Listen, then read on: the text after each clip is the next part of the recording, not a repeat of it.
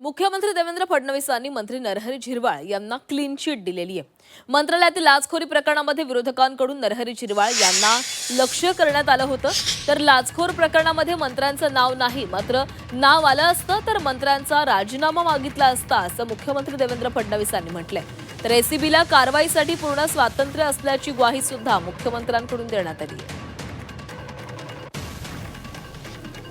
एखादा कार्यालयात पकडला गेला याचा अर्थ त्या मंत्र्याचा त्याला आशीर्वाद आहे, त्याला वरद हस्त आहे असं समजण्याचं कारण नाही आहे. तसे पुरावे अद्याप तरी कुठलेही नाही आहे. त्यामुळे मला असं वाटतं की या गोष्टींना जोडणं हे काही योग्य नाही आहे. या संदर्भात ज्यांची बदली झालेली आहे त्यांच्याबद्दल अद्याप माझ्याकडे पूर्ण माहिती नाही आहे. मी ती पूर्ण माहिती घेऊन तुम्हाला बोलेन. पण या सगळ्या प्रकरणामध्ये कुठल्याही पुराव्यामध्ये